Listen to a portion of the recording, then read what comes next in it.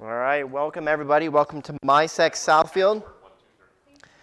My name is Brett Hansen. I am the Southfield director, and we're currently meeting at Town Food and Spirits. Please thank the staff for the fantastic venue and service and the wonderful dinner that we just had. If you're interested in other MySec events, there's MySec Jackson that meets the second Tuesday of the month. MySec Lansing and Detroit meets the second Wednesday of the month, and MySec Southfield and Grand Rapids meets the second Thursday of the month. There's also ISC Squared, North Oakland ISSA, and Motor City ISSA. If you're interested in any of those groups, I have some information. I can pass it on to you. Just come see me after the talk. We're also, I just mentioned, we're meeting at Town Food Spirits, but we also want people to be part of MySec. So if there is a talk you're interested, a topic you would like to see talked about, let me know. I will find somebody, and we'll get that in here. If you would like to give a talk, I am always looking for people to give talks. I like to book them up for a long period of time. Let me know. I know Ed is interested in doing a talk. Brian's going to owe me a talk. Right. So just if you're interested, let me know. Okay, so also join the Slack channel. So on the main page of the MySec US, there was a link to be able to join Slack, but we're having bots kind of start creating accounts on there. So if you need an account on the Slack, let anybody who's currently on the Slack channels, and we can send out an invitation to you. Also, we're looking for people who like to write about security. So we're looking to get some updated blog articles on the website. So if you're interested and you don't want to do a talk, or someone volunteers you, by all means, that would be fantastic. We will use it. You can do it at work time, too. Get paid. All right. So announcements. MySec Social is going to be Thursday, October. We're not quite sure yet. So the last Thursday of the month is October 31st. A lot of us have kids. We probably won't be able to make it. So we're looking at the Thursday before, but that's NGROK.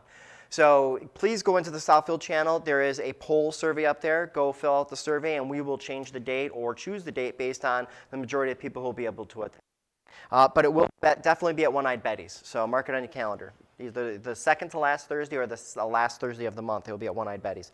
NGROK is October 24th to 25th. I will be there. A lot of us will be there.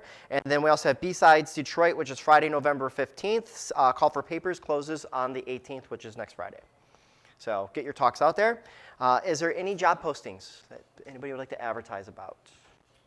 We've got InfoSec stuff available. I don't know the details. Okay. Yeah, the guys who run the show's got it too. It's a brass ring. No. Might be. Caesarsbrassring.com. Okay. All kinds of stuff on there. So even if you get like a spouse or something that's not even in IT, we got a jillion jobs.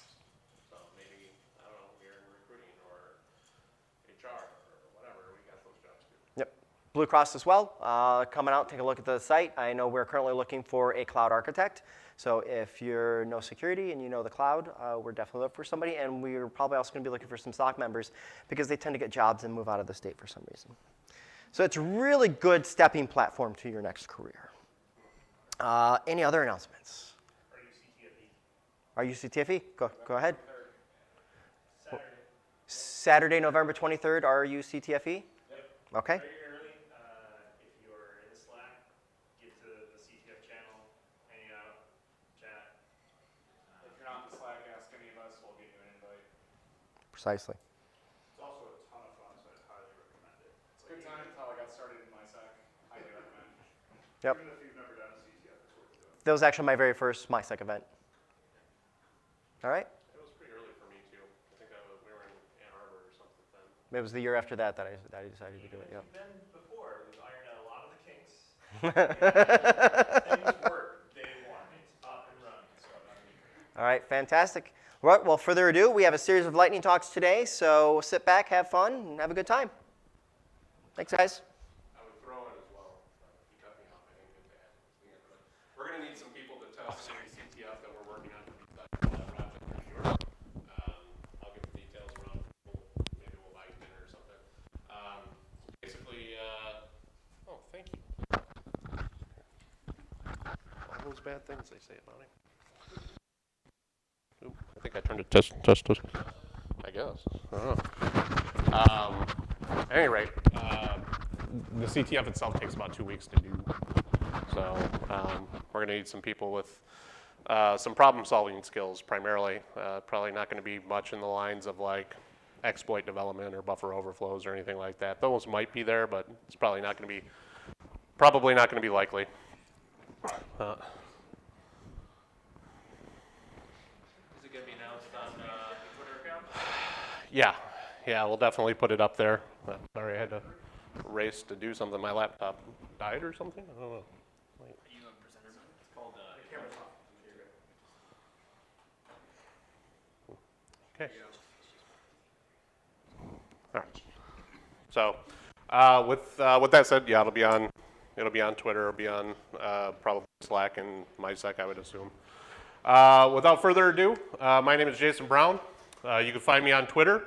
If you ever need me, you can call my cell number, 248-434-5508. My email address, legitimately, is MySec Southfield, ruinedemail4.me. Feel free to send me an email if you ever need me. I will answer. Tonight, I'm going to be doing a quick lightning talk on Trape. For those of you that are not familiar with Trape, it's a really cool kind of OSINT framework that allows you to track people online. That's actually what it's short for, track people, Trape. With that, it's got a lot of really cool baked-in features. Those features will allow you to basically find bad guys that you want. So that's how I primarily use it.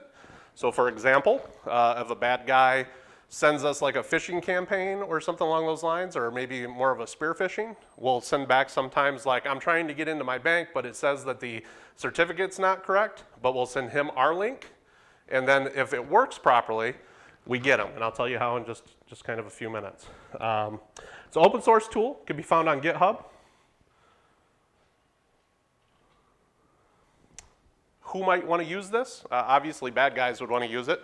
But red teams in general could use it for ongoing threat actor roles. Pen testers could do phishing and account takeovers with this very easily. I'll talk about that as well. Counterintelligence, which is what I was just describing a moment ago. Being able to take this and find the actual location of a bad guy, even through like Tor or something along those lines, is actually possible. And we'll talk about that. The majority of this, unfortunately, is just going to be me talking about it. I am not going to show you a demonstration tonight. The reason for that, for all clarity, is I showed a bunch of other people this recently as I was building up to coming and presenting, and they immediately all started using it for nefarious means. I do not want to be the guy that is bringing stuff to the table and showing people very quickly and easily how to do a whole bunch of nefarious stuff. And this thing does a whole bunch of nefarious stuff. Two of the more critical things, it's capable of taking your victims who connect to your website that you produce and then getting GPS coordinates on them if they're using like a tablet or any other GPS-enabled device. If they're not using that, it's potentially likely that you'll get their actual external IP address, even if they're connecting through like a Tor or something along those lines. You'll definitely get their internal stuff. You'll also get kind of like a fingerprint of the system that they're connecting with. So if they're connecting with a phone, you might see that it's got a Snapdragon processor, it's currently plugged into the wall, it's got X amount of battery juice. Again, it's a phone, you'll see right where it's located at on a map, which is pretty cool. Really cool for phishing. So one of the most basic and core functions of Trape is its ability to take your phishing campaigns kind of the next level very quickly. So very much like, what is it, I'm going to forget the name of it, that clones websites. Nobody? Really? Website? It's Inset. That's what I use. Well, yeah, so any website cloning tool, you can take this, point this at it, it'll quickly and completely clone that website and make a local copy on your machine. Now, you don't have to have your machine external for this to work, meaning it doesn't need to have an external IP address, but it doesn't hurt either. You can put this out, for example, in the cloud, and it'll work just fine. The reason that you can do that is because it uses this thing called NGROK. If any of you are not familiar with it, NGROK allows you to take and kind of make a reverse proxy or bridge into your internal device services externally. So if you mirror or add that to, let's say, I don't know, a Google URL shortener, you can then produce URLs very quickly, just click of a button, and present those to people. When they click on it, they're connecting to your device, which is kind of like the poisoned website, which then allows you through things like webhooks and application hooks to take control of their device without their interaction whatsoever. So as long as they've landed on that website, you've got them.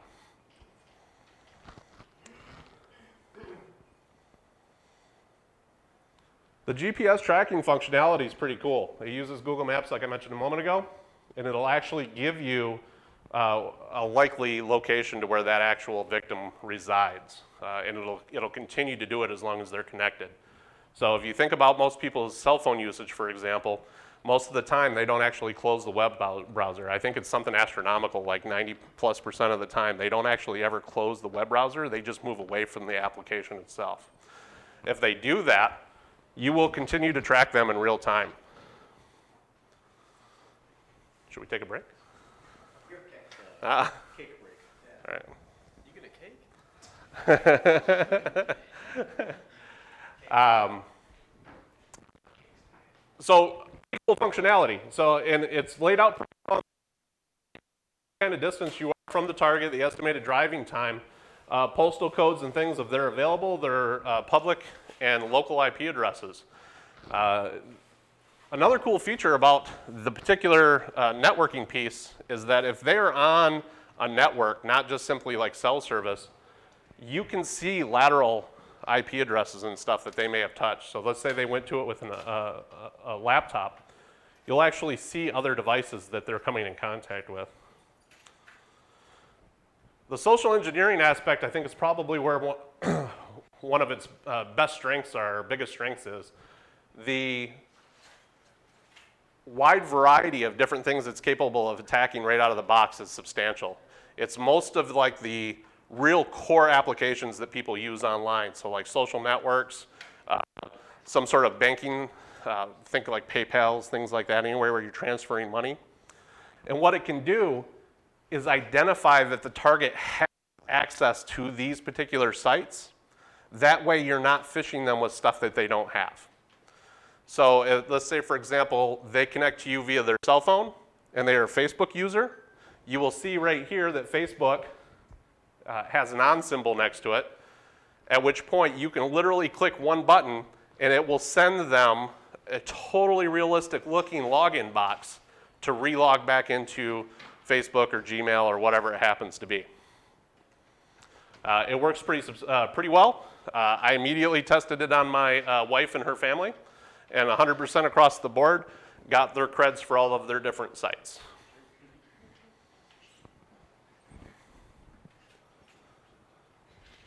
It does a hell of a lot of other stuff too.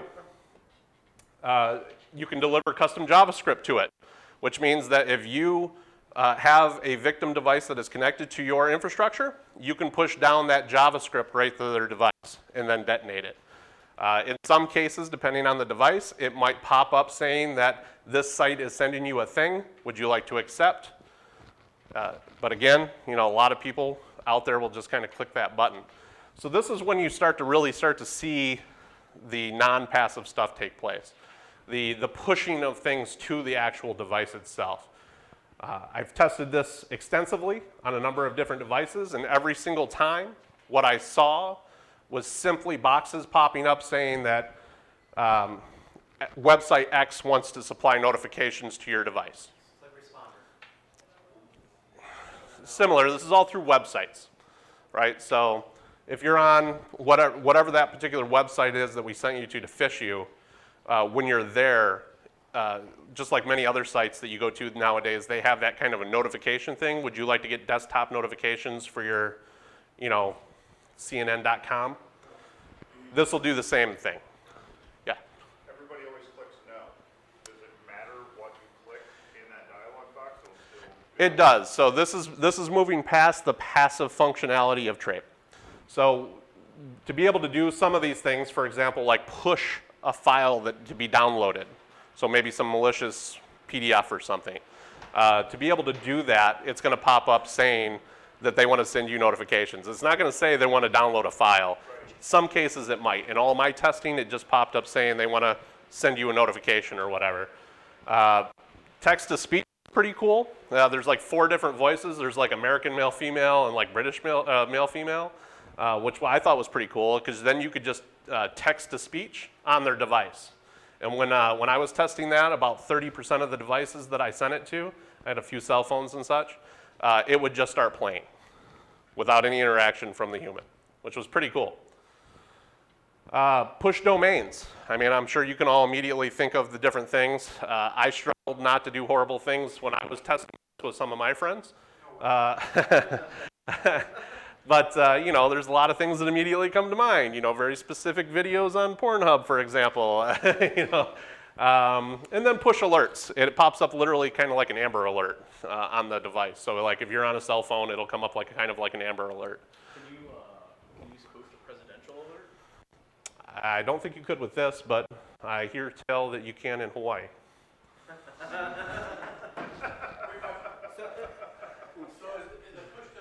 push text-to-speech feature kind of like the Rickroll feature, the PowerShell applier? I would say yeah, kind of.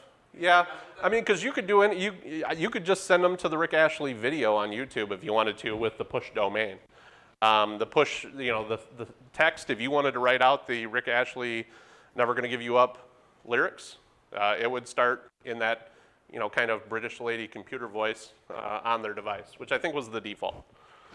So. One artifact. Yeah. So you have to be a man in the middle for this to work, right?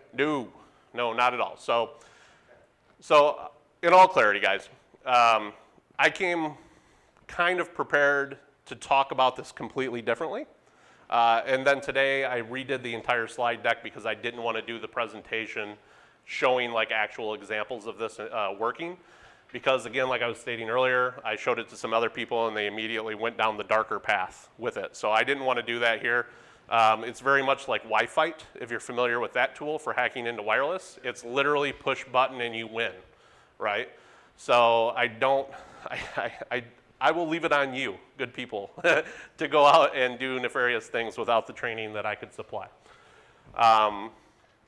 So with that, no, this is not a man-in-the-middle thing. You know, if I was prepared a little bit differently, I could have shown you what it actually is. But reality is that you can take Trape, run it on your local Kali laptop or whatever you have, go anywhere, Starbucks, it doesn't matter.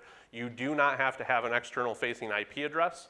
It will bridge or proxy all of those external connections into you and your service on your laptop inside of somebody else's network without the need to have port forwarding or NAT.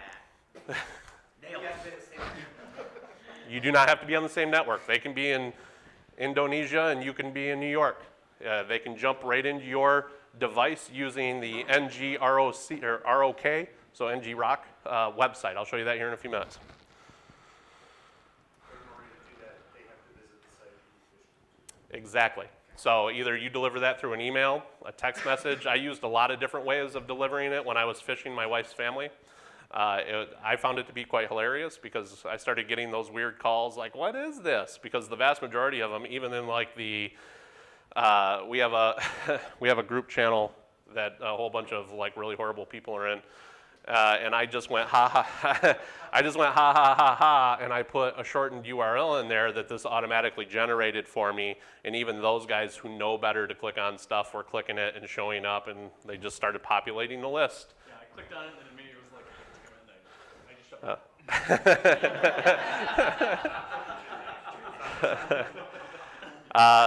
that why you got a new computer and you lost your old one? Yes, sir. That's actually a good point. So you mentioned like shutting his phone off. Is this like persistent? So I mentioned earlier that many times, especially on people's cell phones, they don't actually ever close the web browser. They don't actually close the web pages that they browse to. So like me, I fall victim to it all the time because I browse through like dozens. I mean, like some of these guys who social network with me, they could tell you every single day I post, you know, at least a few articles on various IT security related stuff.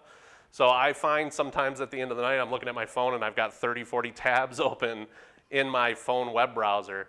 And with that, if this page that you delivered to them is still active, they are still your victim at that point. So it'll just keep reconnecting. So Have you actually looked at the artifacts to see if there's anything left over on the device itself? I have not. No, I probably should, but I have not. I do have a handful of old cell phones and such that I tested with. So I tested mostly with Android, and then 2 different iPads and 2 different iPhones. All of them. The 2 iPhones seem to be very resistant to the push notifications. I don't know why. I was not ever able to overcome that for whatever reason. They just wouldn't receive the push notifications. Now, both of them were very outdated, so I don't know if that's playing a factor or not. Sweet. Let's see it.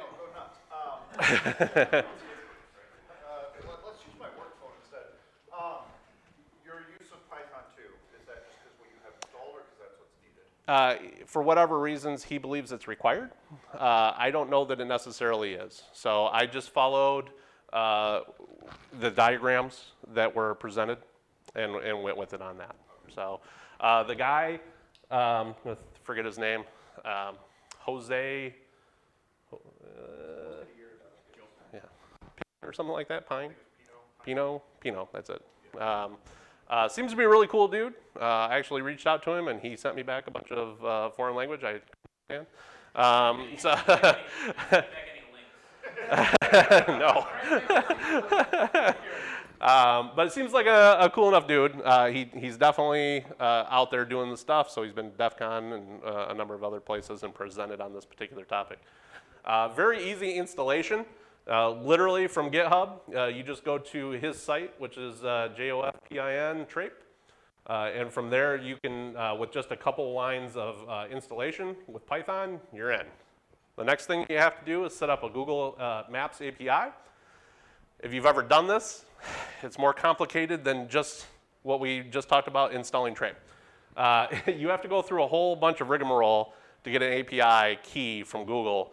Takes like 20 minutes in my experience to go through. But once you do it, you get that cool map functionality inside Trape, as well as the ability to use the URL shortener. Do you have to use the URL shortener? No. I actually just used some domains that I had sitting around and it worked just fine. I was able to use it both in a HTTP and HTTPS function, form, and it worked perfectly both times. Yeah? I would imagine that that's probably the way you want to go, though, right? Because I would imagine that what it's basically doing is if you use those shortened URLs, it's basically going to pop up the IP of wherever you are, and somebody could potentially think that's suspicious, right? Ultimately, if we're talking to this crowd, yes. But my wife's family, no. Yeah, I'm saying some people yeah. find it suspicious. Most people won't. Yeah. I was gonna say, like, URL shorteners, like they came into mass use with mobile devices because you look at something and it's got this super long string behind your mobile device. You're like, ugh. And it's coming from Google, which kind of makes it you think that it's legitimate anyway. It can't be used for nefarious reasons, for sure, right? There's no good tools ever used for nefarious stuff.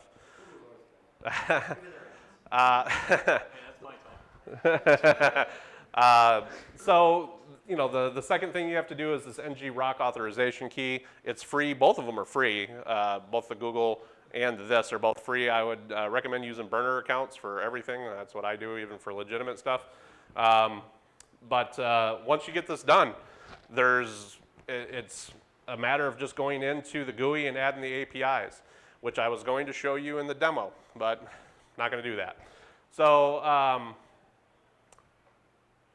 at the end of the day, I would highly recommend those of you that are eager to take a look at this, go hit the website, see what it really can do. I'm only introducing you. It's only a lightning talk. But go see what it really can do. You will get terrified very quickly based on what you can see that it can do. And then I promise you, even though I try to do no evil ever, I was very much like, holy hell, I could do this thing. And I was tempted. So today, the only thing that I plan on using it for is like speed phishing bad guys who are sending us like phishing campaigns and stuff. Because if they're saying they need to go look at a particular website that they're trying to phish us with or whatever, I can clone it really quick, send them back a link to it, saying it's working, and if they click that link, even if they're going through Tor or something, I've got their IP address, geolocation potentially, and other things. So it's a really good tool for that. With that, I am Jayson Brown. Here's my information. I highly recommend that you give me a call. We are going to be, for those of you that don't know, our Drowning in IT, or in it, podcast will probably be starting in the next 6 months. And then Drowning in IT website is currently being built. That website will allow you and us to go through and make curriculums that you can sell yourself. So if you want to go, and I don't know, make a how-to on how Trape works, for example, and go through and do a whole curriculum on that, you can sell that. We'll just go through and we'll approve or deny it. And once it's approved, it's just there. You can monetize it. As well, that'll be our blog to post the 40 different security articles I see every single day. So, any questions? Yeah? Are you going to have like an RSS feed for your website? Probably. Yeah. Yeah, I don't see a request for that so much anymore, but yeah. Yeah, so probably. Maybe a Twitter bot. Yeah, potentially. So all that stuff's kind of being worked out right now. So it's actually being built. The framework's already installed, and we've actually already got, we've paid quite a bit of money for it, actually. We've already got that whole scholastics piece I was just kind of talking about, where all the members can go in and create curriculum if they want. But it works very much like a Facebook. You can actually use Facebook if you're so daring to register and log into an account, at which point it's very much just like a Facebook. It's got, that whole kind of Facebook look and feel. You can upload videos and pictures, and you can have little groups and do whatever you want right in there. Just another social network site for people to ignore. But the cool thing is, from an education perspective, if you guys know me at all, I'm very adamant about educating other people. I just kind of live that life, and that's what that website's supposed to do for me, is help me download my education to everybody else before I am off this planet. Not for what you're thinking. He's got a starship, I'm going with him. Any other questions? All right, well, thank you for listening to me.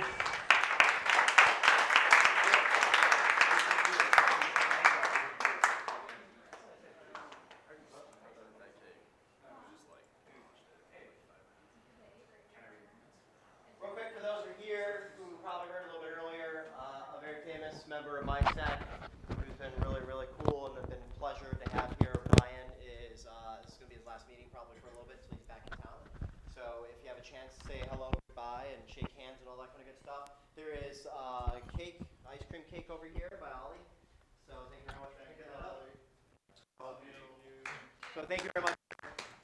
Good luck in your new venture.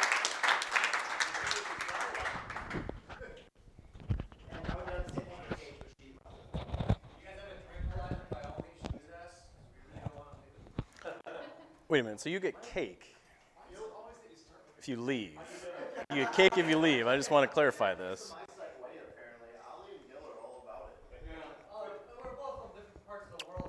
It's been so long since I've used this.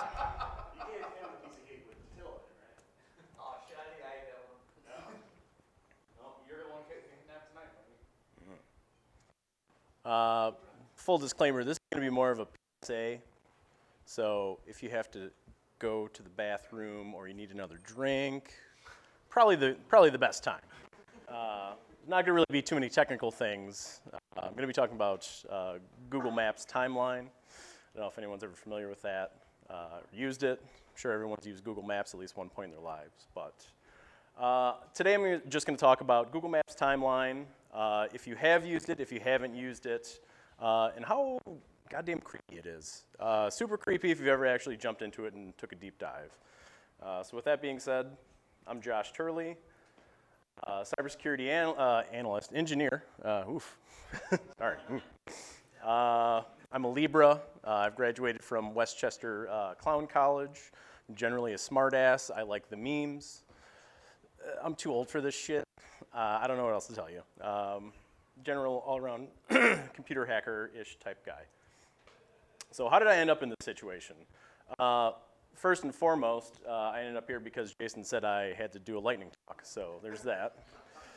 I used to work for Apple. You can give me booze all you want. I don't care. I don't work for them anymore. Yeah, years and years ago, well, basically my first experience with any sort of smart device, mobile smart device, mini tablet, whatever you want to call it, was iOS devices. After I left Apple, I was basically like, you know what, I'm not paying their Apple tax for their shit. Sorry, swearing okay? Yeah, it is. So I converted over to Android. Like any new user to any new technology, I never read the manual. And I just let this kind of roll. You know, you get a shiny new thing, you like it, it's cool, it's fun, it's neat. I switched to Pixel, Google Pixel, a couple years afterwards because I thought it was cool. I was like, yeah, it's nice and shiny, it looks like an Apple device. I don't know why, still keep on harping on that stuff, but whatever. And then I started noticing these monthly emails in my inbox, specifically to my Gmail account. I was like, hey, check it out. I know where the hell you've been this whole month. Great, thanks. Kind of weird, kind of creepy, sure. And I started kind of digging into it a little bit. I was like, what the hell is this Google Timeline thing? It allows a user to rediscover all the places that they've been throughout the month. Cool, right? I think it's kind of cool. It tracks your routes, tracks when you leave, when you arrive to a place, the addresses that you've traveled to. I mapped myself here. It now knows that I'm here right now.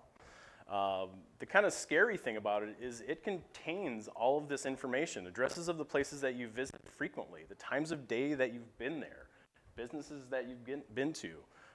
If you've gone to like a hotel or a major sporting event, if you've gone to an airport, if you've gone to anything, even a mall, it just knows where you're at.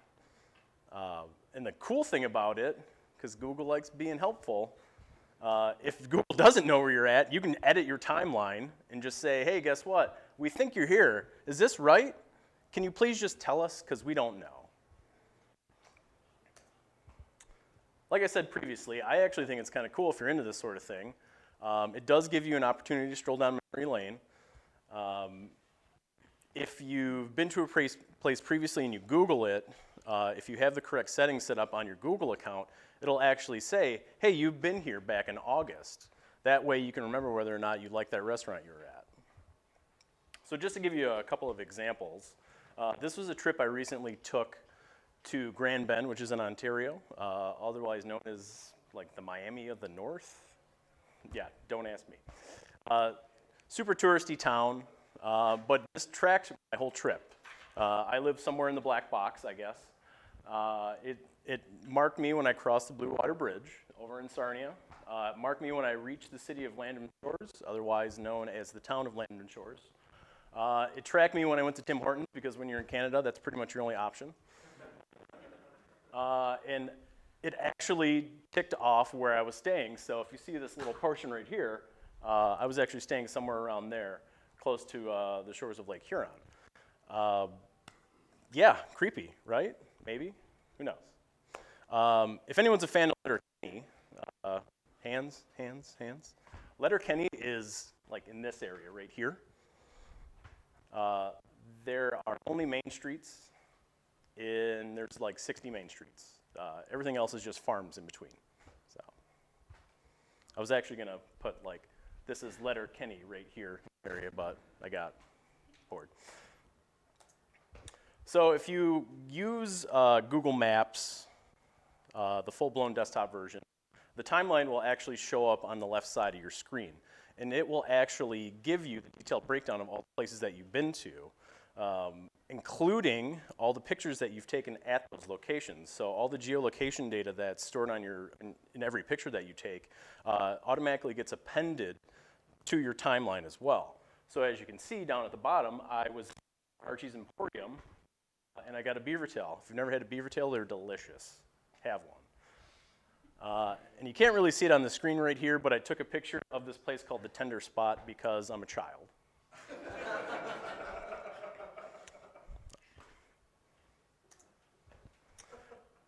So This map timeline is a day that I actually went to DEF CON. And I know, really cool. I get to brag about all the places I get to go to, right? But right, and this is my point. Now, allegedly, I might have been drinking. However, if you kind of look at the timeline, I can tell you that I stayed over on the left far-hand side. That was the Airbnb that we all stayed at. And you can see that it generally kind of follows the freeways as I went. The point on this specific map is that Google doesn't always know where you're at, so it asks for suggestions. I can tell you that I was somewhere in this general area for most of the day. After I had a couple of drinks, I ended up in Fremont Street, which is up here. And then sometime throughout the day, I went back to the Airbnb. But then you have this portion right here that kind of gets a little skewed. I couldn't tell you exactly what the hell happened during that time because I might have been drunk. But I can tell you that I didn't fly. I don't have superhero powers. I don't exactly know how it went down here and then back over there. So again, it's pretty good at tracking your location, but it doesn't always know. You got correlated with the murder that happened over there. Exactly, which is kind of one of my next points. And as you can see again, it geotags all of your stuff and puts it in your timeline. So you can walk down memory lane. You're like, cool, I saw a blue screen of death faucet in a bathroom and I took a picture of it. Now Google Maps knows that that computer's messed up. Yeah. It was there when I got there, by the way. I didn't do it. Yeah. So what could go wrong? Google admits that it monitors user email accounts, so why wouldn't it monitor your timeline? They give that stuff over to law enforcement. It's pretty standard practice. This is also a gold mine if someone ever actually gets a hold of your account. If you're an internet stalker, if you have a crazy significant other, if you're a person like me that just, I don't know, stalks people for a living.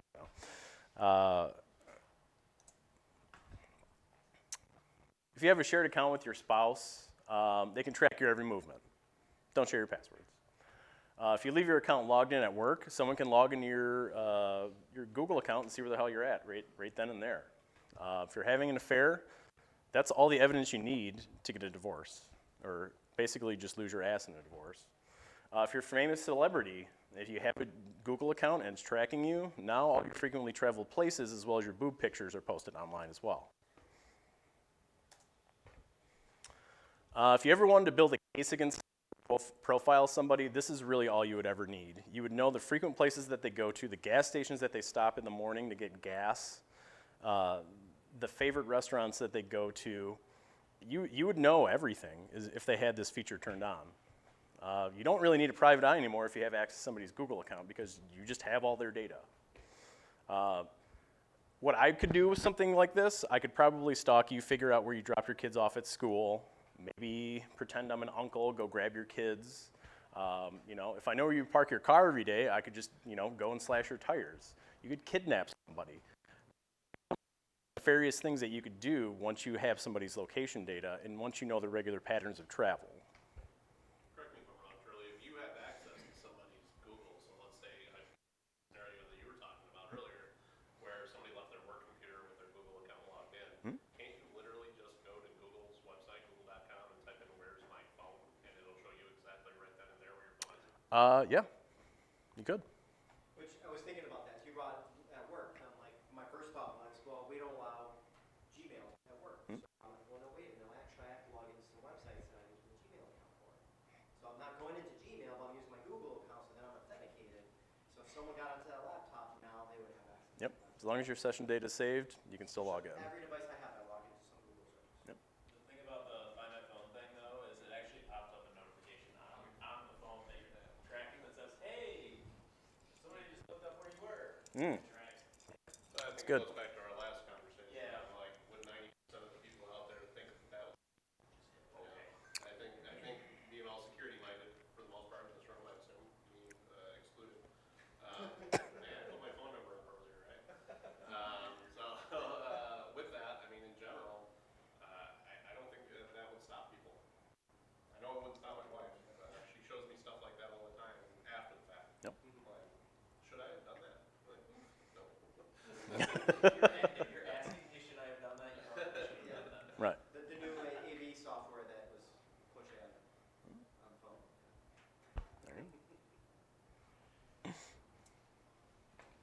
So, moving along, there are some hidden gems. Of course, there's geolocation data. You can pull all of your information from takeout.google.com. We'll grab so much information. It's pretty much everything that Google tracks about you as a user, as long as you have a Gmail account. That you know of. What's that? That you know, that let you know. Yeah, that they're going to let you know of. Correct. It's stored in JSON format. Longitude and latitude data are there. There's also a confidence number that's tied to it as well. It's probably easier if I just show you. If you look at the data that it gives me, this is a portion of something that I actually downloaded specifically. You can see that it has longitude and latitude. It has an accuracy, so that accuracy is going to be tied to how confident it feels that you're actually at the specific spot that it thinks you are. And the interesting thing here is activity and a confidence level of 46 for specific ways of getting there, or how you got there.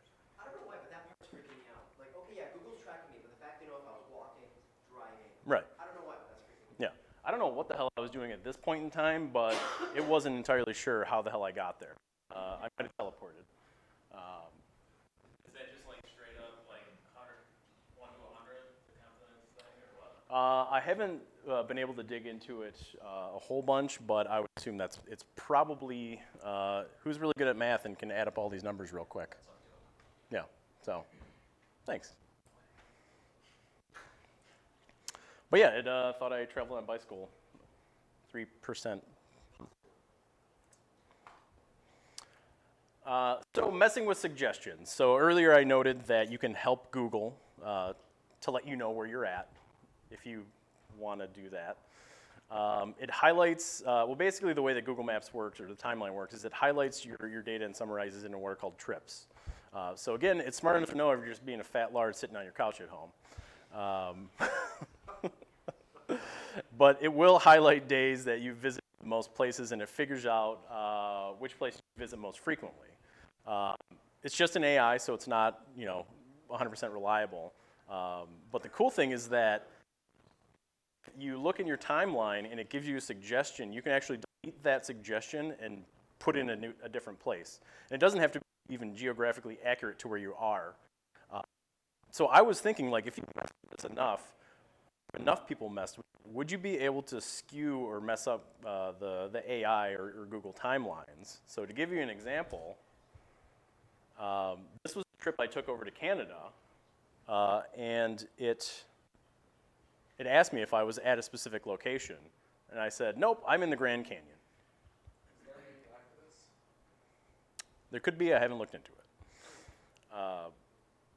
But you can see on the map right here, by the way, this is a screen cap, this is a meme that I downloaded. This has nothing to do with anything except for the fact that it's just there when I was at that specific location. I was memeing. So. Yeah, no, I thought it was great, actually. Like, keep your secrets. So as you can see, I traveled from Canada over to Canyon in roughly like 2 minutes. Interesting. At least I thought it was interesting. You guys are probably falling asleep in the back. So being a diligent researcher that I am, funny joke, right?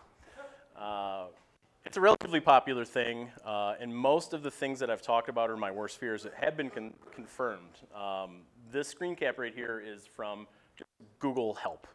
You go to Google Help, you type in Google Timeline, you get a whole bunch of results. And it ranges from relatively minor things. Why is my location timeline history showing different places that I didn't go? Help, I don't know what to do. All the way up to some scary stuff. So this one, again, is kind of, since Yahoo Answers has died, this is kind of the new form, Yahoo Answer-like questions. Short story is no, it can't your speed through timeline. You get some real kind of questionable stuff. A guy that needs to prove that he didn't manipulate his timeline, because you can manipulate the timeline. This person here is in a litigation suit with a car company, so he's asking for assistance there. On your previous slide, you said it doesn't show the speed right I'm sorry? On your previous slide, you said it doesn't show the speed you were traveling at right now? At least through my research. Okay.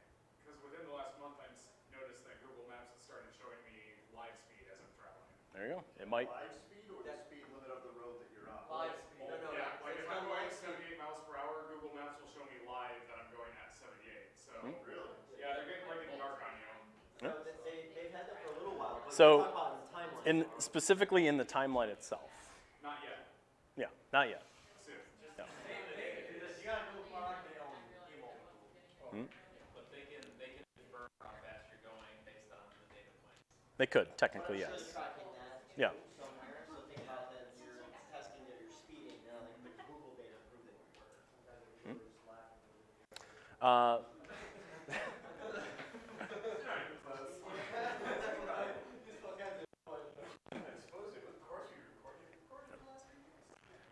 So this gentleman was having needed some help. Left a long diatribe. Inaccurate timeline history is causing serious issues in his life. I didn't really bother to try and look into that one because I'm not reading a wall of text. That little bit just kind of made me chuckle. And then it gets into kind of some creepy stuff. So, you know, I believe my fiance, oh, sorry. I was never good at French. I'm just going to say that right now. Added a false location in my timeline in an attempt to gain support with her manipulating cheating theory. It was either this one or this one. Kind of the same thing. Like, you know, I'm stalking my significant other through their timeline. How can I prove that they're being truthful to me? And I believe this was the actual one where the top response was literally somebody who just said, listen, person, we're just mappers. Like, we just help you with maps. Like, we're not qualified to deal with any sort of abusive relationship type stuff. Maybe you should seek professional help. Yeah, so again, this kind of Yahoo Answers 2.0. Yeah. Little lock icon? I believe that just means that the thread is locked. Because there is one recommended answer, and the recommended answer is probably like, you need to settle down. So what can you do? Turn it off. Just turn it off. I don't, for research purposes.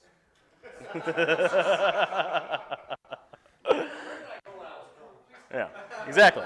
Thank you. Yeah. If you're concerned about data privacy, like many people in this room are, just turn it off. It's not a necessary feature. Can't say for sure that they're still not going to track your data, though, or track your location. Enable MFA on your account. You know, we're all security professionals here, or trying to be security professionals here, or claiming to be security professionals. You should have MFA already turned on. Don't share your password with anybody unless you're a paranoid parent, and then make your kids give them your password. Look at the email, the notification that you actually get when somebody signs in from another place. It means that you could potentially have an account compromise.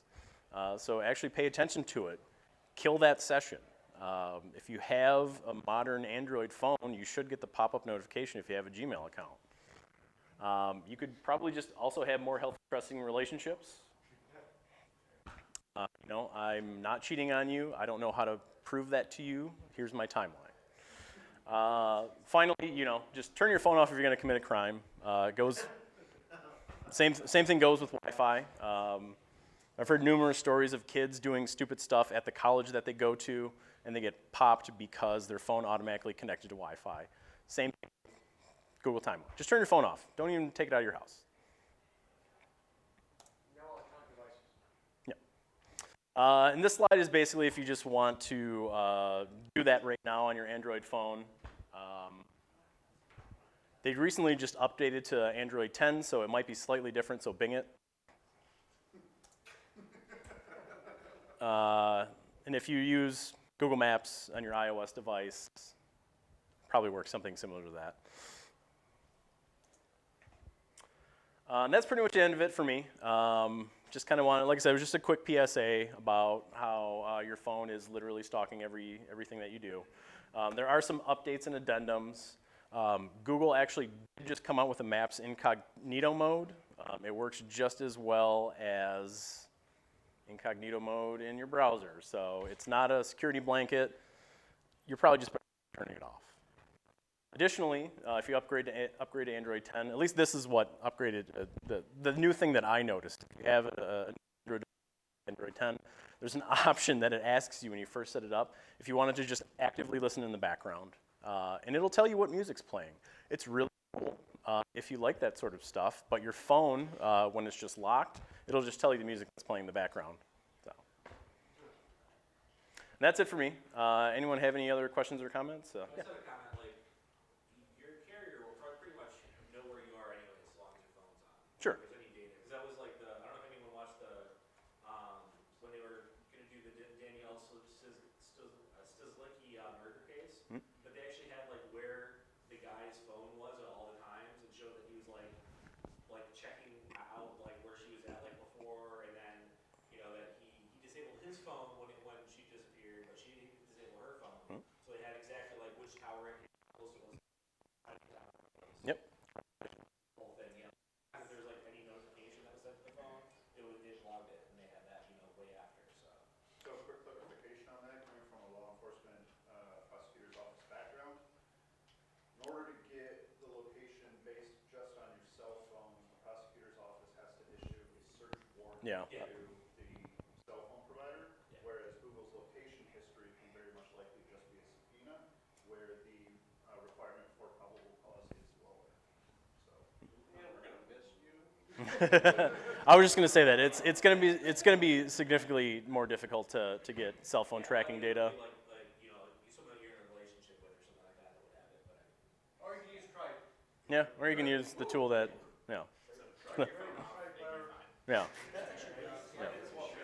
I mean, honestly, what I would suggest is just snapping your phone in half if you ever have any sort of premeditated ideas. I mean, to be fair, getting a judge to sign off on a search warrant to get your cell site data from your phone is not hard. We did it constantly. yeah. If you're going to like replace your comforter that you use for something else, don't use your credit card, because they happen to have a guy's credit card. They have like video of him actually like going and buying it at like Bed Bath and Beyond. I think. What is the there's a specific site that you can actually go to like get burner credit cards. I don't remember the specific name of it, but it's like private. It's something. God, Just go to any like downtown. yeah, I mean, store that has disposable or you could just get a cards prepaid card. Yeah. And use a prepaid card, but don't use it for 60 days because they're only gonna My have site does videos. not condone any illegal activities. Yeah. No. This is all under the guise of just being a private individual. Okay. So, Last but not least, if you want to make sure that your phone doesn't get found, just go take a bus ride. Conveniently put it up underneath the seat and leave it there for a day, and then come back and get it. Illegal trouble. Blame the ginger because he won't be here. yeah. Can't say that. Well, why don't you write me up to HR?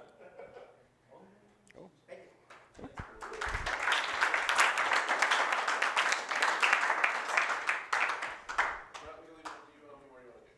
That was an hour. You want to do 2 more, 10 more? We got 6 more we can do. 6 more? No, 2. Probably gonna back down. I think we're going to hurry up. I think you guys should fight. All right. To the death right here.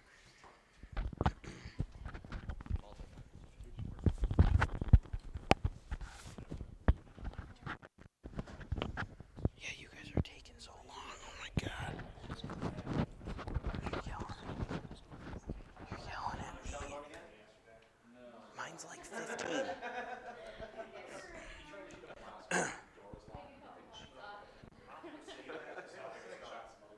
I gotta have time to put another project together. They get stressed out and Yeah, get and prepared for actually, the like, talk. I used to teach classes at a clinic at DMC, so it does bother me that much. Yeah, you spoke very well. Yeah, What's the projector one? yeah, I Is used it- to have to teach is it classes F4? twice a day, and it just Yeah, I exhausted got it. me, so. I got it. Some days I wonder if I made a good decision here. Yeah, why'd you hire me? I mean, it was your choice, dude. Every day with me.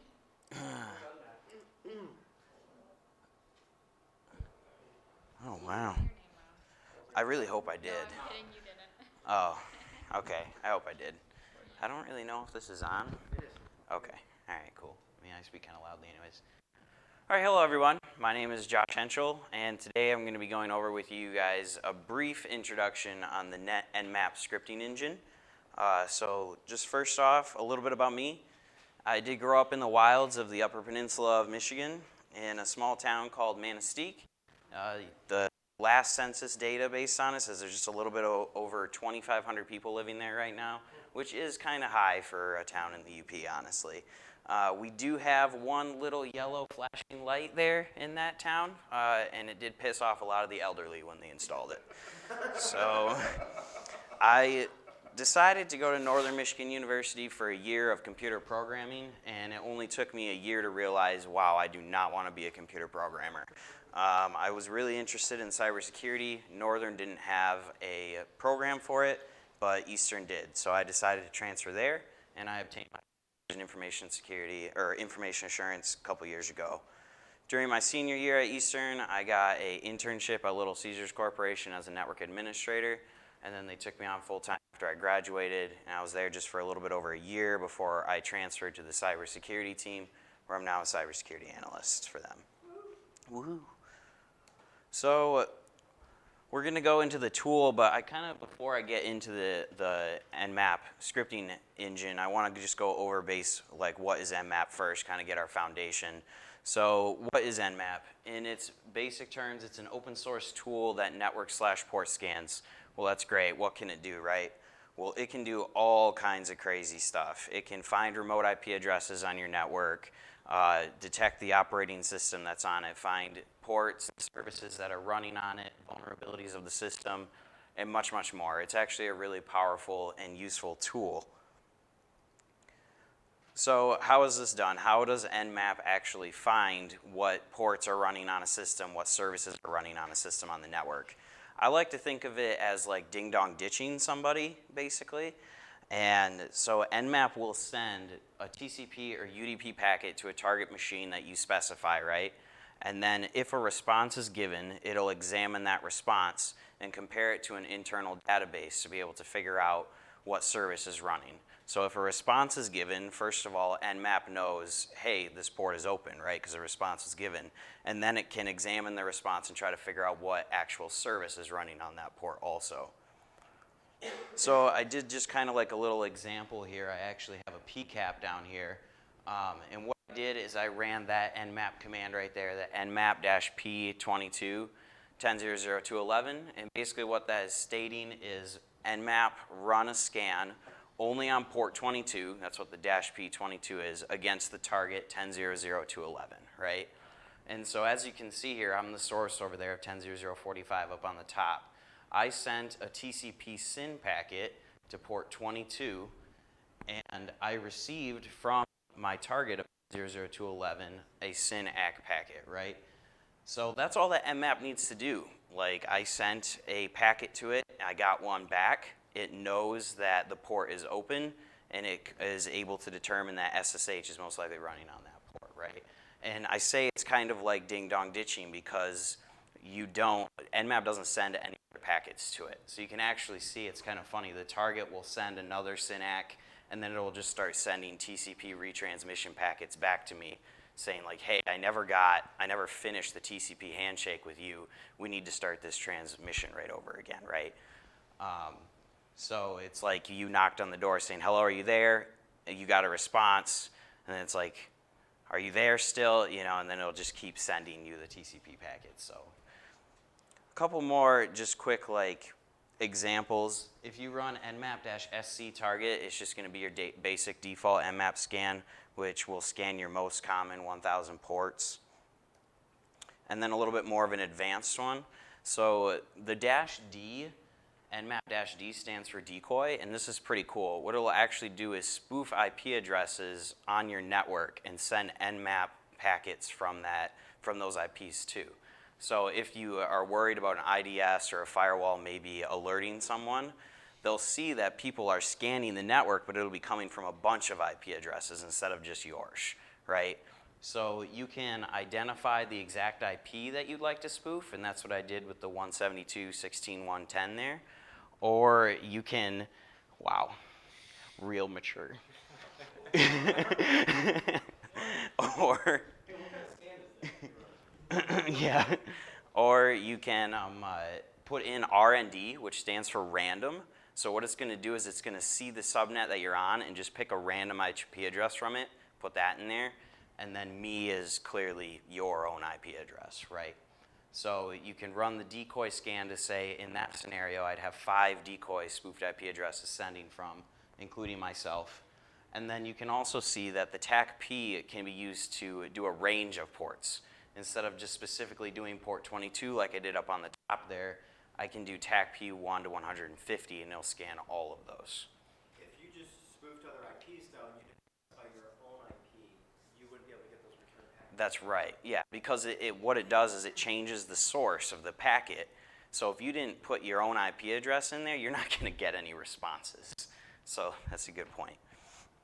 So, but yeah, as you can see, the syntax can get kind of long and maybe a little bit confusing at times. So if you're really looking to like learn the syntax, I would definitely recommend ZenMap, which is a GUI-based Nmap, right? And the great thing about it is as you're clicking on commands and saying like, hey, I'd like to run this scan, this scan, this scan, the actual Nmap syntax pops up there for you. So you're able to learn how you would have actually run that command via the command line. So why is this useful, right? What's the point of doing all this?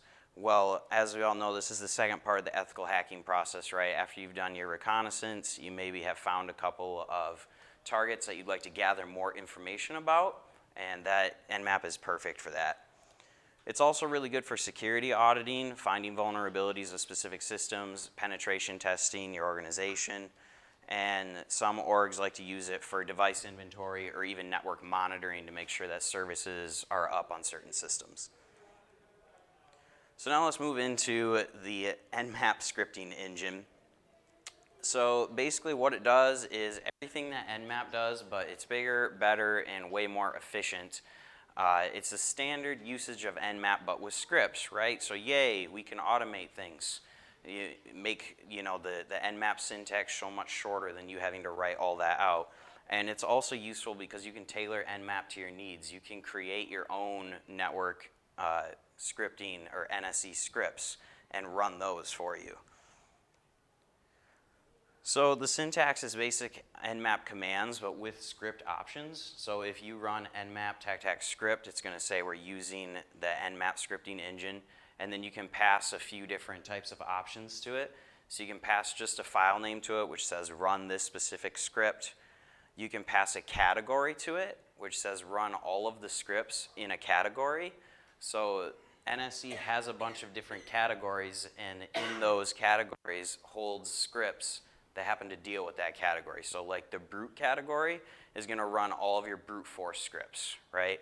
The intrusive category is going to run all of your intrusive scripts that are probably going to try to break into a machine, while the discovery category is going to be more passive, and it's just going to try to discover information about the target and not try to break in. So it's pretty useful that you can run all of those scripts through one command instead of having to do it separately. And then you can also pass it like a file path or a directory pointing to a specific script that maybe you've created yourself. So just some quick examples. If you happen to run script FTP brute target, it's just going to run the FTP brute force script against it.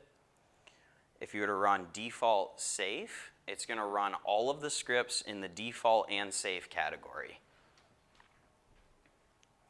If you were to run HTTP-wildcard, it's going to run all of the scripts that start with HTTP-, so you can use wildcards with this, which makes it really, really useful. And you can also do such things like not intrusive. So it's going to run all of the scripts in all of the categories except for the intrusive category. So it's very, very flexible and allows you to be really granular with what you'd like to run on a target. You can also pass script arguments to it with the script args options, such as usernames, passwords, file paths, all that good stuff. So now we're going to just go into a quick demo. I did the SSH brute force script. I wanted to see if I could brute force into a system with this script. It basically just attempts a bunch of usernames and passwords until it finds valid credentials for SSH against the system. So just a quick disclaimer, don't be an idiot. Don't do this on a system that you haven't been given specific permission to be able to do it on. Nmap has actually created a website called scanme.nmap.org that you can send Nmap scans to, or other scans to. They've given everyone the authority to do it, so go ahead and use it on this. So if you were going to attempt this though, you'd first want to verify that port 22 is open and that SSH is running on that port, right? So to do that, it's pretty simple. Oh yeah, and real quick, I forgot to tell you, basically how I did this is I just set up 2 Kali virtual machines and put them on the same network. One of them was at my target one, and I just opened up port 22 and set SSH up on it. And the other one was my attack one. So from my attacker box, I sent this command here, which is nmap-p22, and then 192, 168, 176, 129 was my target. It's basically saying scan port 22 of this target, right? And as you can see, I did get a response down there on the left. It says port 22 TCP, the state is open, and it is service SSH. So yay, port 22 is open and SSH is there. So we can move on. The next thing that you want to do is create files with potential usernames and passwords, right? So I just used Nano and created a users.txt file with potential usernames and a passwords file with potential passwords, basically. And you can also, use password lists from the internet too if you want. Just pull those. Once you've created those, you can actually run the command. And all you're basically doing is running the pre-built SSH brute force script. I didn't create anything for this. It's already built in. But it is kind of a long command. So basically you're saying nmap and then your targets, you're giving it the target IP -p22, only run it on port 22. Script SSH brute, so only run the SSH brute script, and then pass it your script arguments of your user DB or user database equals the users file that you created, and your password DB equals the passwords file that you created. It's basically just going to attempt to brute force the target. It's going to attempt every single username and password possible between the 2 files that you created. And if it finds valid credentials, it will stop attempting and let you know. So you can see that it tried all the different types of pairs up there. And it came down here and said accounts root tour. So username root, password tour, default creds of Kali were valid credentials. And we were... I have a question. It's been a while since I've ran this script. If you have potentially more than one, will it still just stop at one phone? No, I'm sorry. It'll actually keep going, and it will run through all the possibilities and list all the valid accounts or valid credentials for that device. So yep, we got the valid credentials, and it also gives you the down there. Everyone guesses in 12 seconds, and only took 12.3 seconds to find the credentials.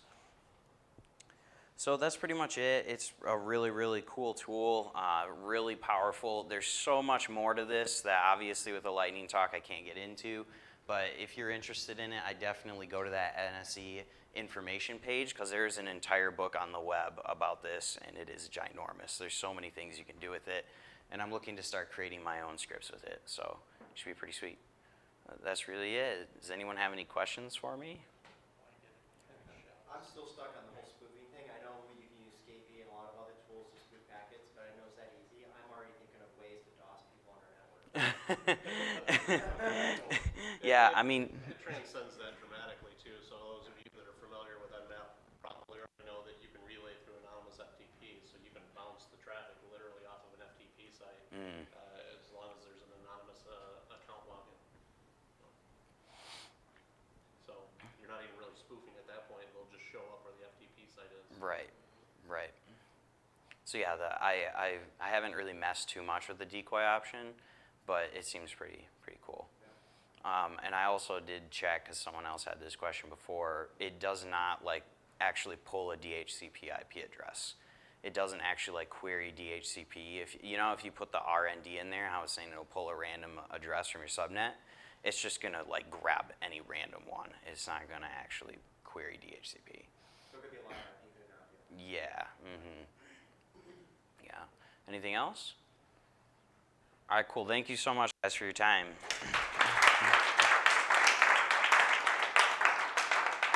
How long is yours? Talk. I can make it 10. If you want to do it, we just have to be out here by 8:30 is usually when they kick us out. I can go through it real quick if you guys want me to. All right, let's do it. It's on changing passwords. Yeah.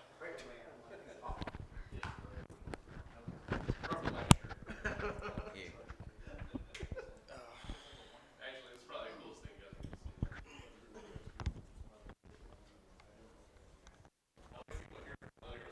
Stop stealing my content, Jayson G. Like, this clip is. I'm going to tell you guys about some. Your mouth. Hand it over, bub. Did you forget we had the mouse over? I did until I seen it like going around on this. All right, so hopefully that'll work.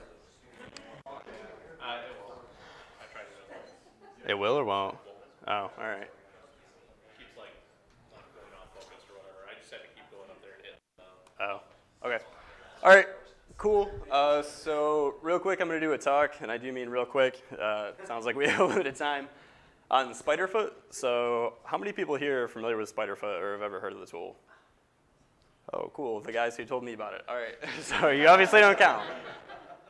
So specifically, I'll be talking about Spiderfoot HX, but I'll try to get into some of the original Spiderfoot material as well. Is it a FireEye product? It is not. So to begin with, my name is Jake Lair. I've seen most of you around, although I have not introduced myself to all of you, so that's my bad. But I got into cybersecurity through Baker College of Jackson. So essentially some smooth talking sales guy popped up in the high school and was like, hey kid, you want to be a hacker? And I was like, yeah, all right. So from there I went into like CTFs and things like that.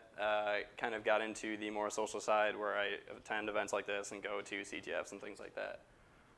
I'm what you would probably call an industry whippersnapper, depending on how long you've been here. So I've been in the industry about 4 years.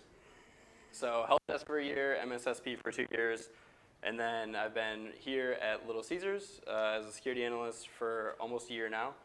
So spare time, cybersecurity hobbies, CTFs, picking locks, OSINT, and recently PowerShell. So never thought I'd say that. So the tool, like I said, was Spiderfoot HX. So it's an OSINT tool or open source intelligence. You guys have heard that like 3 times today, so you're pretty familiar probably at this point, by Steve Mikulev. So it queries over 100 plus public data sources, to the open source point. Able to gather intelligence on all the things that most open source tools or open source intelligence tools do. So IP addresses, domain names, emails, and then first and last name. It is available in GUI and CLI. If you're a CLI guy, it's Linux only for CLI, but it's available on all platforms. So why am I talking about Spiderfoot HX? Spiderfoot HX is the cloud version that was just recently released.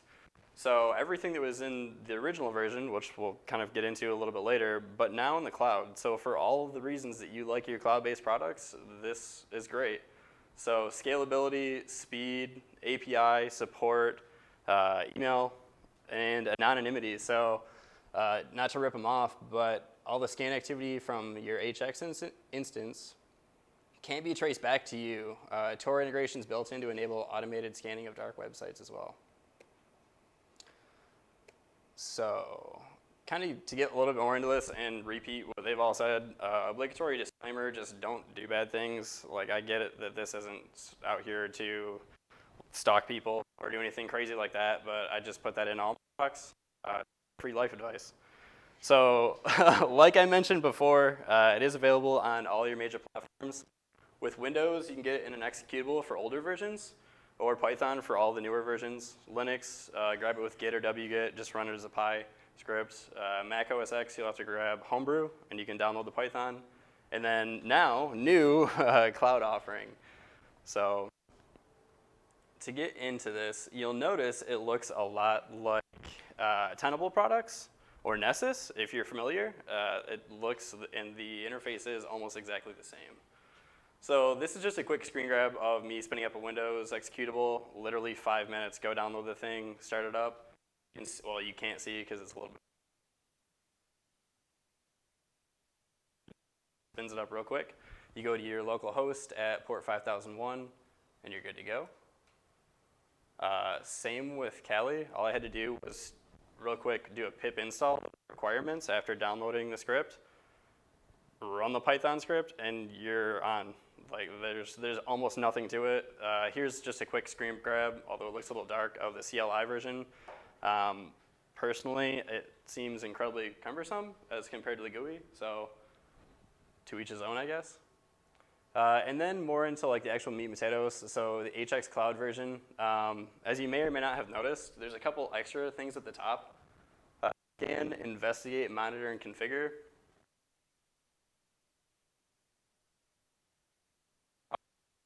Investigate has just recently, within this month, been actually publicly released.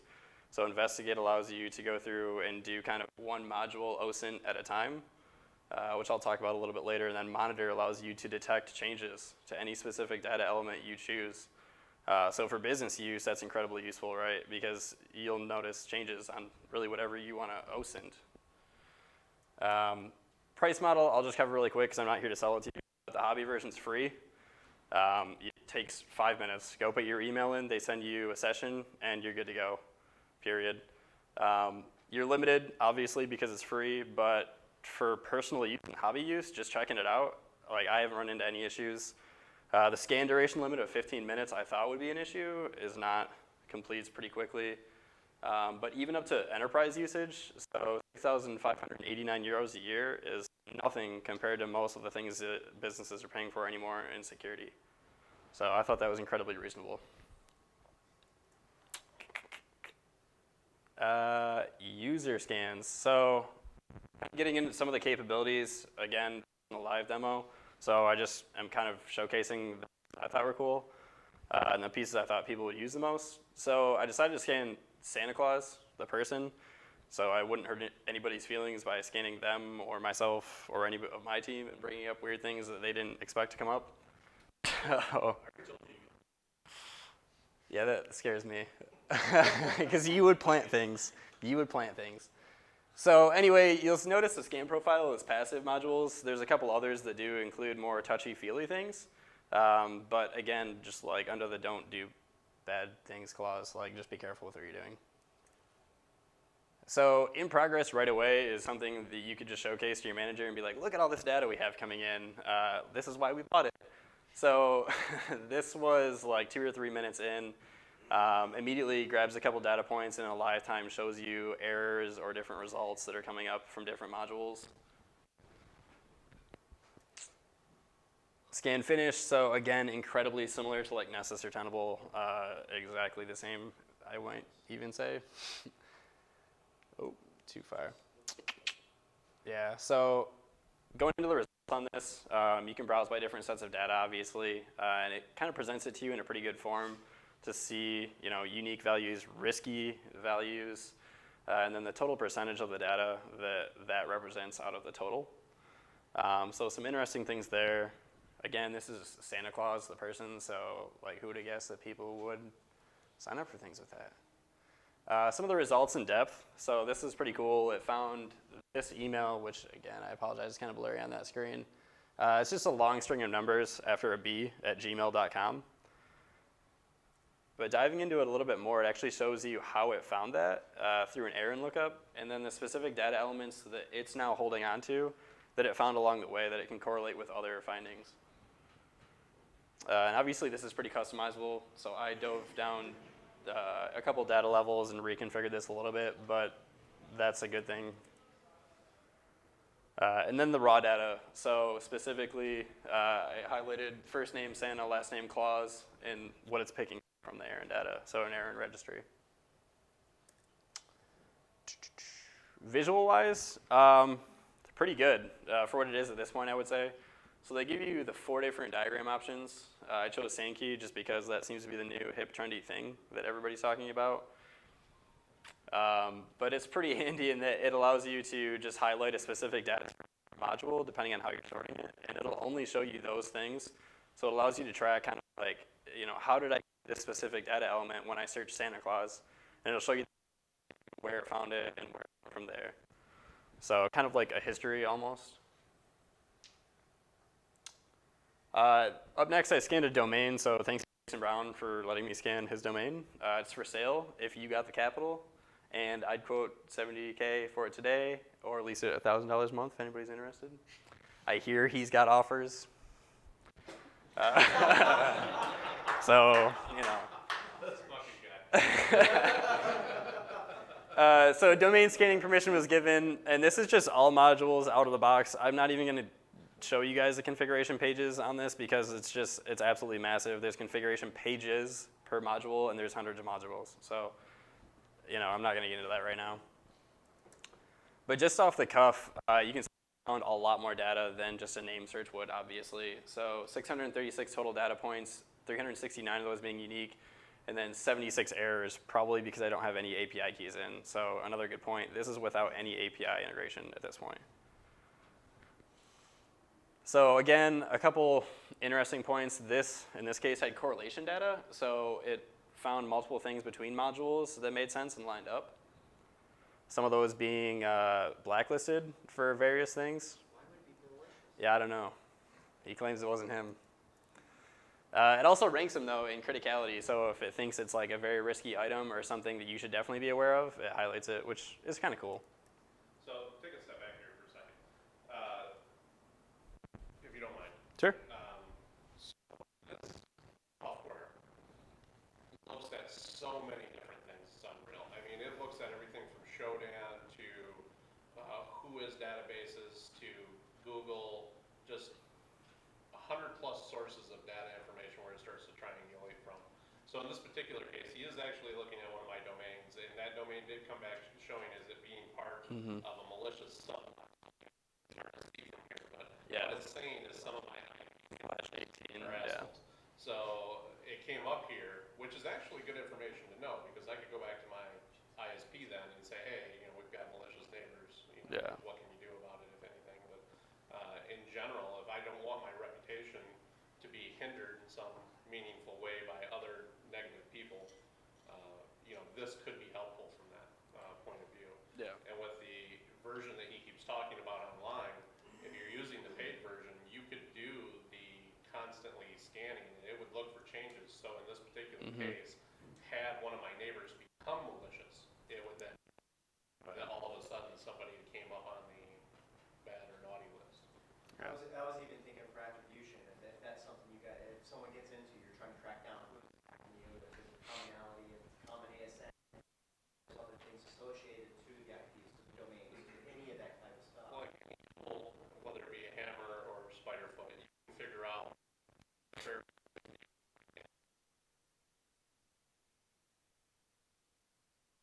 in this particular case, we intend to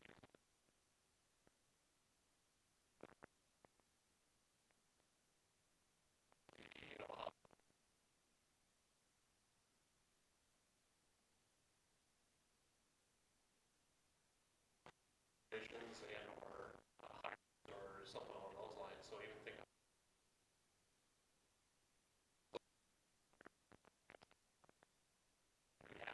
and look for data dumps that might include those individuals' names or data points.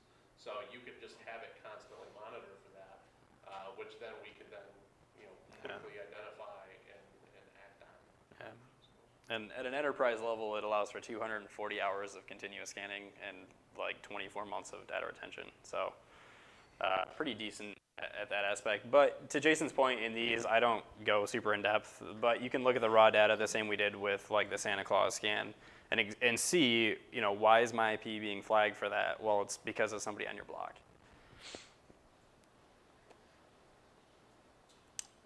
So coming down to like some of the actual data outside of just correlations, I browsed by module category just to kind of give you guys a different view. So you can see social media, secondary networks, search engines, reputation systems, and various module categories that it searches through and finds data. So obviously, again, we see a lot of risky items coming up, probably related to the blacklisting or whatever activity was referenced in that block.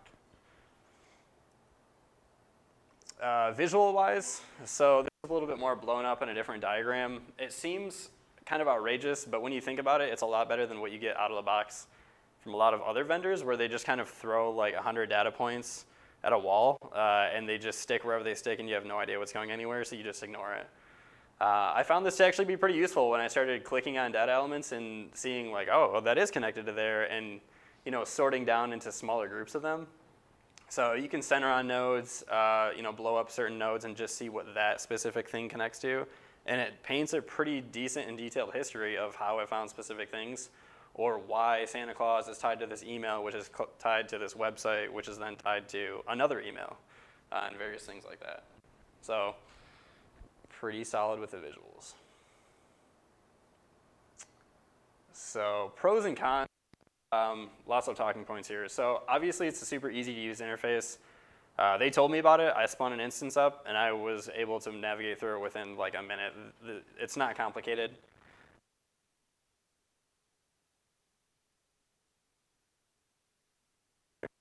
You want to do check it out. Not an issue, you don't have to touch it. From a business standpoint, it's probably going to take you a while to go through and configure everything so that you don't accidentally touch something the wrong way or get flagged for something. Reporting is pretty solid in the sense that just by looking at the data up front on the GUI, it's great. It gives you digest format, and it tells a pretty decent story. Ease of install and setup, 5 minutes or less. I would even say 2.5 minutes or less on every single one of the installs, Linux, Windows, or HX. Like I said, literally just put in an email and you're good to go. Not complicated at all. Preset scan options, so passive, aggressive, different things like that you don't need to go stuff. Debugging, so another piece that I didn't necessarily show you guys because I'm not here to sell you the product or a long speech, but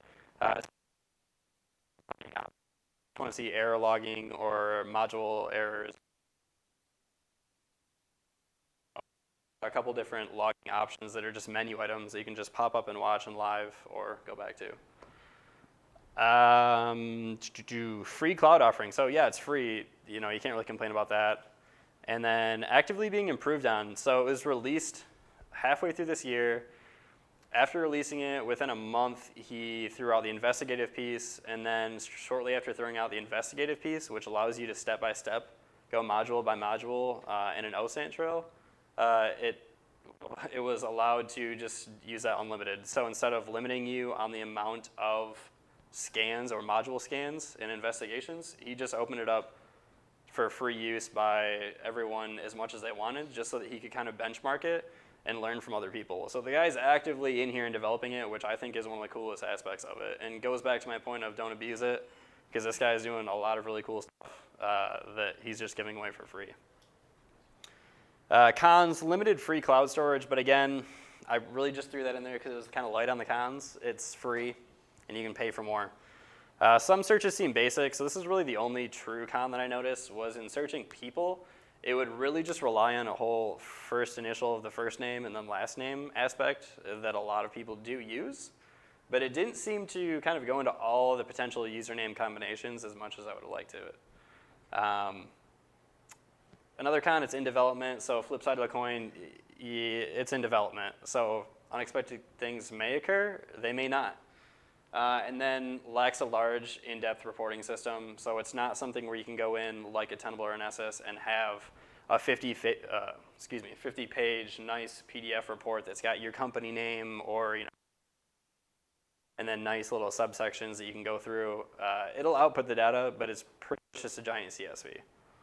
So.